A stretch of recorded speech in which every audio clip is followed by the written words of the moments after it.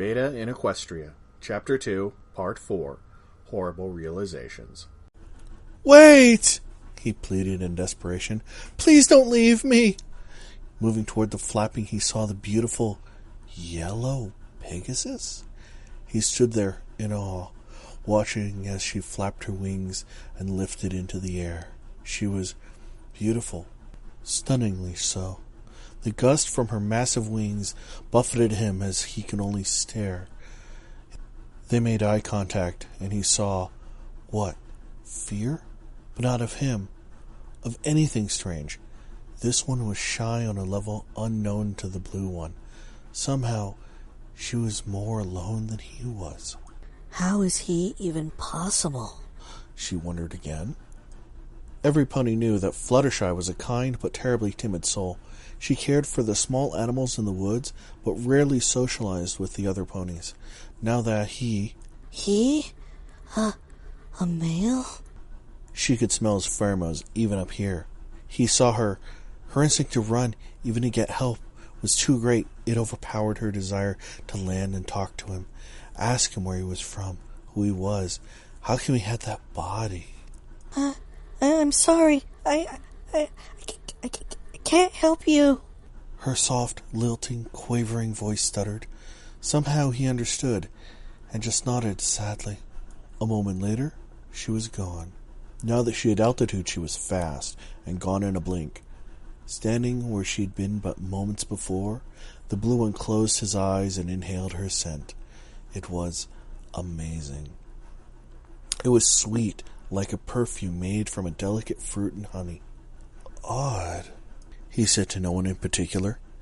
He looked up again, trying to follow her ever-shrinking figure in the sky, until he could follow no more. Like a dream, half finished when waking, she was gone. So, I'm on a land with flying horses. Right. I must be dead. He pondered aloud, sardonically, until... Ow! The pain reminded him forcefully he was still, in fact, alive. His muscles were still mildly sore from his escape, despite his stretching earlier, and his midsection still hurt, however, lessened. The damage was still clearly there, however. He was alive. That fact was definite. But he wasn't anywhere on Earth. Of that he was sure. Then, the impossible thought struck him. She heard. Moon Goddess Luna heard my prayer and answered it, he gasped. I owe her my life. And in that moment he dropped to one knee. O Luna, goddess of the moon, I pledge my life to thee. Thou art my mistress. All I have is thine. He pledged out loud in a prayer to Luna. Luna heard his prayer. She smiled and nodded to herself. A grateful one. How rare. I think we can use him. Nightmare Moon considered.